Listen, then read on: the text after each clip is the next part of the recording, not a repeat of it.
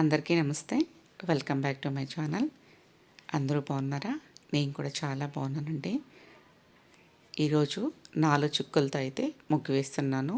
4 చుక్కలు 3 లైన్లు, 2 అటు ఇటు 2 చుక్కలు ఒకే లైను. చాలా ఈజీ ముగ్గు, సింపుల్గా కూడా ఉంటుంది. మనం డైలీ వేసుకోవడానికి చిన్న చిన్న ముగ్గులే కదా, అందుకనేసి చిన్న ముగ్గుని అయితే మాత్రం చూపిస్తున్నాను. అలాగే ప్రతి ఒక్కరికి చాలా చాలా థ్యాంక్స్ అండి. నాకు 30,000 మంది సబ్స్క్రైబర్స్ అయితే వచ్చారు. అది నాకు అనిపిస్తుంది వీడియోస్ కంటే ఎక్కువగా నేను షార్ట్స్లో ముగ్గులు పెడుతున్నాను. నా ముగ్గులు నచ్చైతే మాత్రము ఇంతమంది సబ్స్క్రైబర్స్ నాకు వచ్చారు.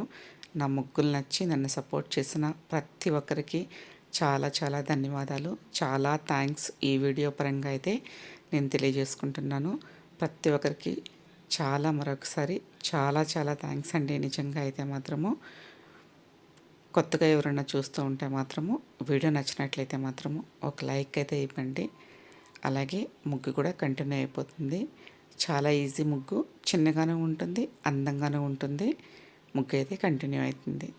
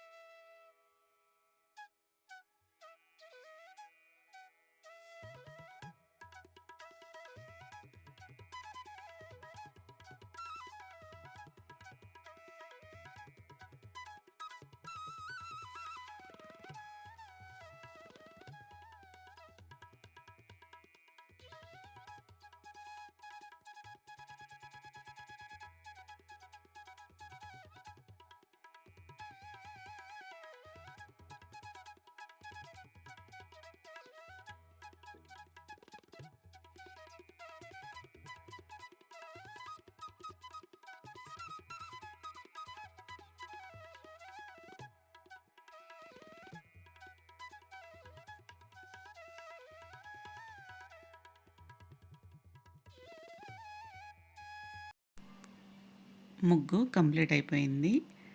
మన ఇంటి ముందురున్న చెట్ల మీద అయితే పక్షుల రాగాలు అయితే కిలకిలం అనేసి శుభోదయానికి స్వాగతం పలుకుతూ అయితే మాత్రం అలా అరుస్తూ ఉంటాయి. అది మాత్రం మార్నింగ్ ఒక బెస్ట్ వైబ్స్ అని చెప్పాలి. చాలా హ్యాపీ అనిపిస్తుంది. అలాగే ముగ్గు కూడా చాలా ముచ్చటగా చిన్నగా అయితే మాత్రం కంప్లీట్ అయిపోయింది. కంప్లీట్ అయిపోయిన తర్వాత ఇంకా బ్రేక్ఫాస్ట్, స్నానాలు ఇవన్నీ నాకు చాలా పనులు అయిపోయిన తర్వాత అయితే మాత్రం మధ్యాహ్నం వంటనైతే ఇక్కడ నేను షేర్ చేస్తున్నాను. మధ్యాహ్నము ఇంకా మొలకలు కట్టిన ఉలువల్ని, తోటకూరని ఉడికించి పెట్టుకున్నాను. అలాగే ఇంకా తిరుగుబాతుకైతే మాత్రము కొబ్బరి తురుముకున్నాను, ఉల్లిపాయలు, పచ్చిమిర్చి, కరివేపాకు. తిరుగుబాతుకైతే మాత్రము ఉల్లిపాయ వడియాలేసి తిరుగుబాతు చేసుకుంటాను. ఇప్పుడు మనము ఉడికించుకున్నాం కదా ఉలువలు, తోటకూరని, ఆ నీళ్ళతో అయితే మాత్రం ఇక్కడ వంచిన చారు చేశాను. ఇది ఎంతమందికి తెలుసో నాకు తెలియదు. మన రాయలసీమ, ఆంధ్రాలో ఇదైతే తక్కువే. దీన్ని నేను ఎలా చేసుకున్నానంటే, ఉలువలు, తోటకూర ఉడికించుకున్నాం కదా, ఆ నీళ్ళు ఉంచుకున్న తర్వాత ఆ నీళ్ళకైతే మాత్రము కొంచెం కొబ్బరి, జీలకర్ర, మిరియాలు, ఎండుమిర్చి ఒక 4,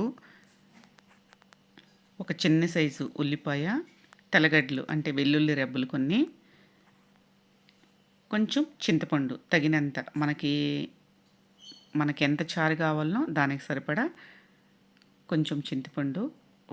కుదిరితే మీకు అవసరం అనిపిస్తే మాత్రం ఒక 4-5 మెంతులు వేసుకోవచ్చు, లేదంటే లేదు.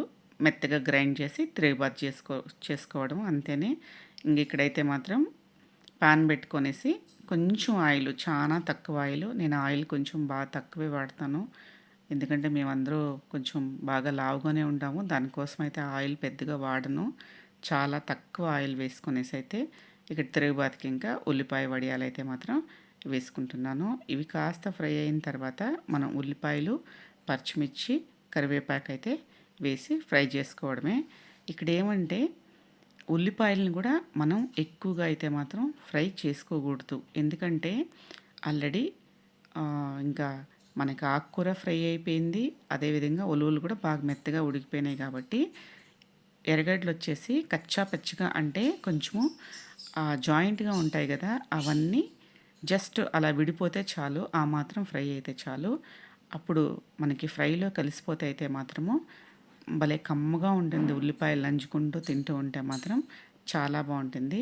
ఇది మాత్రం చాలా ఈజీ వేనే, చాలా సింపుల్ పద్ధతినే చేసుకోవచ్చు. మనకి ఆకుకూరలు కడుక్కోవడమే కొంచెం కష్టం అంతే, కానీ ఉల్లివల్ని మనము ముందు రోజు నైటే లేదంటే మార్నింగే కూడా నానబెట్టేసి నైట్ అంతా నీళ్ళు ఉంచేసి నైట్ అంతా ఒక బట్టలో కానివ్వండి, ఏదన్నా ఒక బాక్స్లో కానీ వేసి పెట్టేస్తే మార్నింగ్ అంతా మనకి అంటే ఒక 24 అవర్స్ అయితే పడుతుంది, మొలకలు వచ్చేస్తాయి. అందరికీ తెలిసిందే, కానీ ఒకసారి నేను చెప్తున్నాను. ఇంకా ఫైనల్గా ఫ్రై అయిపోతుంది. ఇప్పుడైతే మాత్రం పచ్చి కొబ్బరిని తురుము పెట్టుకున్నాను కూడా, అది కూడా అయితే మాత్రం వేసేసి మిక్స్ చేసుకొనేస్తున్నాను.